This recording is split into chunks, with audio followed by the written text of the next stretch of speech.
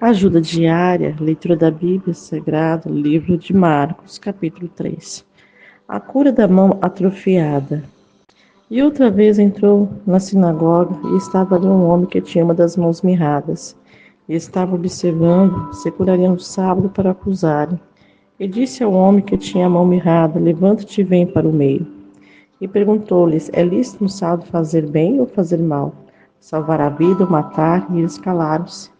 E olhando para eles em redor, com indignação, com doentes da dureza do seu coração, disse ao homem: Estende a tua mão. E ele a estendeu. E foi-lhe restituída a sua mão, sã como a outra.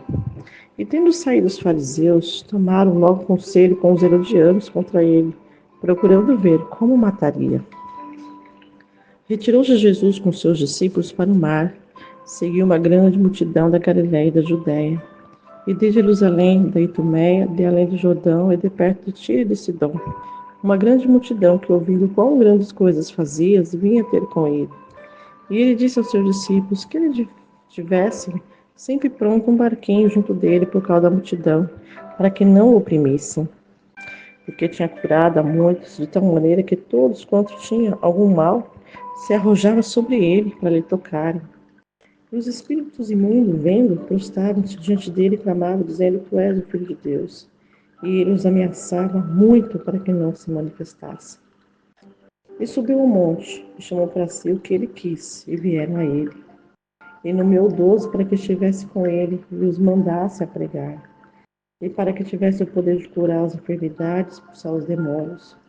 A Simão, a quem pôs o nome de Pedro, Tiago, filho de Zebedeu, João, irmão de Tiago, de quais pôs o nome de Boanerges, que significa filhos do trovão, André, Filipe, Bartolomeu, Mateus, Tomé e Tiago, filho de Alfeu, Tadeu, Simão Zelote, e Judas Iscariotes, que o entregou. E foram para uma casa, e afluiu outra vez a multidão, de tal maneira que nem sequer podia comer pão. E quando os seus ouviram isso, saíram para o prender, porque dizia estar fora de si. E os escribas que tinham descido de Jerusalém dizia: Tem Beelzebul, pelo príncipe dos demônios expulsa os demônios. E chamando-o a si, disse por parábolas: Como pode Satanás expulsar Satanás? Se um reino se dividir contra si mesmo, tal reino não pode subsistir. Se uma casa dividir contra si mesma, tal casa não pode subsistir. E se Satanás se levantar contra si mesmo e for dividido, não pode subsistir. Antes, tem fim.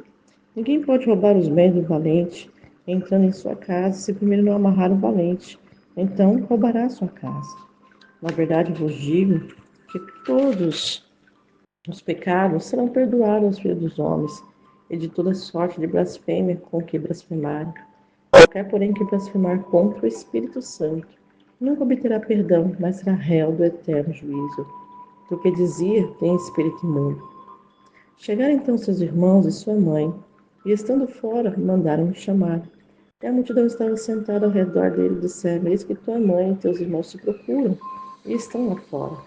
E ele respondeu, dizendo: Quem é minha mãe e meus irmãos? E olhando em redor para o que estava sentado junto dele, disse: Eis aqui minha mãe e meus irmãos. Porquanto qualquer que fizer a vontade de Deus, esse é meu irmão, minha irmã e minha mãe.